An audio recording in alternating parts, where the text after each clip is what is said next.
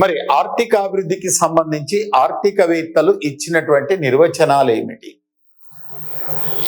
1950 దశకం నుంచి ఇప్పటి వరకు కూడా ఆర్థికాభివృద్ధిని వివిధ ఆర్థికవేత్తలు వివిధ అర్థాలలో నిర్వచించినారు.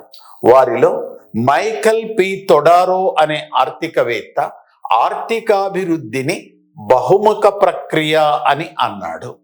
అయితే ఈ భావనతో ఏకీభవించకుండా డడ్లీ సీర్స్ అనే ఒక ఆర్థికవేత్త ఒక ఆర్థిక వ్యవస్థలో జాతీయ ఆదాయము తలసరి ఆదాయాల పెరుగుదలతో పాటు ఆ ఆర్థిక వ్యవస్థలో పేదరికము, నిరుద్యోగము, అసమానతలు అధిక స్థాయి నుంచి తక్కువ స్థాయికి తగ్గితే దానిని ఆర్థికాభివృద్ధి అని చెప్పవచ్చు.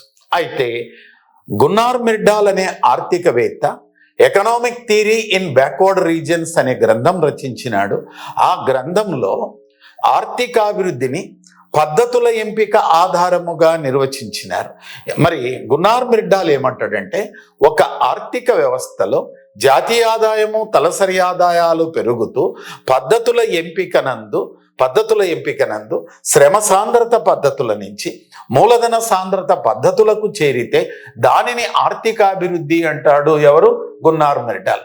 జాన్ రాబిన్సన్ ఏమంటాడంటే, ఒక ఆర్థిక వ్యవస్థ ప్రారంభ దశలో అభివృద్ధి దశలో ఉంటుంది. ఒకవైపు జాతీయ ఆదాయము తలసరి ఆదాయాలు పెరుగుతూ ఉంటాయి, మరి ఒకవైపు నిర్మాణాత్మకపు మార్పులు, సంస్థాగత మార్పులు, పురోగామి మార్పులు ఇవన్నీ సంభవిస్తుంటాయి. అందువల్ల ఒక ఆర్థిక వ్యవస్థ ఆర్థికాభివృద్ధి దశను దాటి ఆర్థిక వృద్ధికి చేరితే దాన్ని ఆర్థికాభివృద్ధి అని అంటాడండి.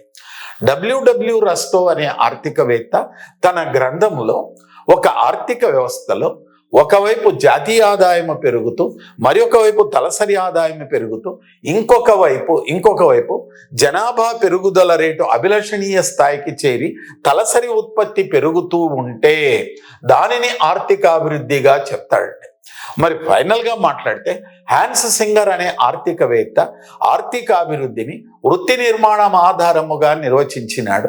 ఈయన ఏమంటాడంటే, ఒక ఆర్థిక వ్యవస్థలో జాతీయ ఆదాయము తలసరి ఆదాయాల పెరుగుదలతో పాటు వ్యవసాయ రంగంపై జీవనోపాధి కలిగినటువంటి శ్రామికుల శాతం 85% నుంచి 15% వరకు తగ్గితే దానిని ఆర్థికాభివృద్ధి అని అంటారు. ఈ విధంగా మనం పరిశీలిస్తే ఒక్కొక్క ఆర్థికవేత్త ఒక్కొక్క కోణంలో ఆర్థికాభివృద్ధిని నిర్వచించినాడు.